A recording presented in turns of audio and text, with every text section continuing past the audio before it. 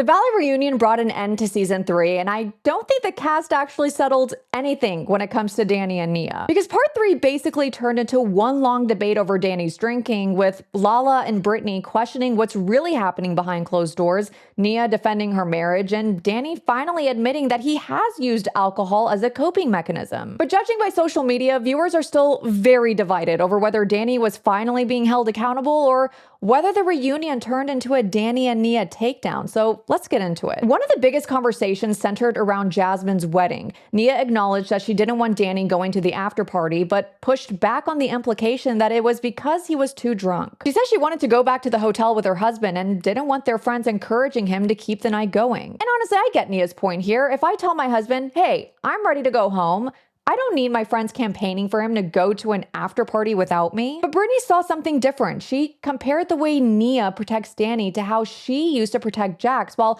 making clear that she wasn't saying Danny and Jax are the same. And then Danny made what I think was one of the most important admissions of the entire reunion. He acknowledged that he has used alcohol to cope with stress and anxiety, and said he's now working with someone to find healthier ways of handling those situations. Danny also continued arguing that this larger narrative about his drinking isn't accurate, and pointed to Jax intentionally putting a target on his back, which Lala nor Andy were having it. Lala argued that Danny keeps blaming other people for his behavior. Then things got even more heated when Nia brought up Lala saying on Watch What Happens Live that she hoped that Nia would leave him. And Lala doubled down, saying that if the way Danny has spoken to Nia on camera reflects what happens behind closed doors, then yeah, she hopes Nia takes her children and finds someone who treats her better. To which Nia immediately pushed back, telling Lala, you do not know what happens inside our marriage and behind closed doors. And this is basically the debate viewers are having online too. Some people think Lala was one of the MVPs of the reunion, with one viewer writing, Lala's absolutely right about Danny's drinking. It's not about diagnosing him.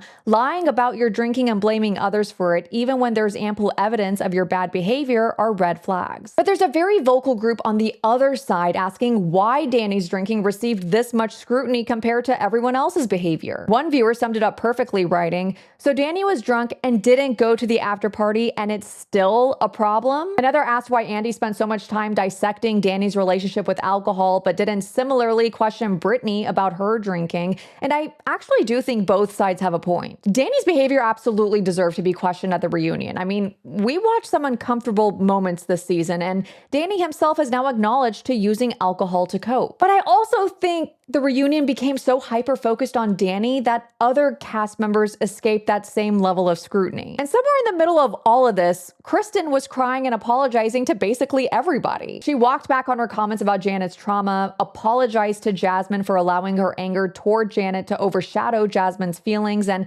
said she regretted calling out Jasmine, Brittany, and Zach's drinking. But even that divided viewers. Some praised Kristen for finally taking accountability, while others felt like she completely caved under pressure. We also got another round of Jesse and Michelle arguing about their dating lives. At least Lacey finally said what I think half the audience was thinking. You guys are both really low-key annoying. She was so real for that. So after 3 parts, I think the biggest unresolved question is pretty simple.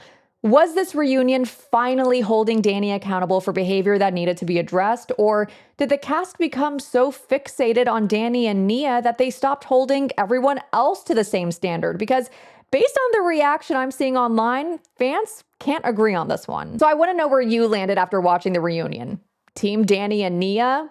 Team Lala and the rest of the group? Or are you somewhere in the middle like me? Because I feel like everybody has a bit of a point in their arguments. Let me know in the comments.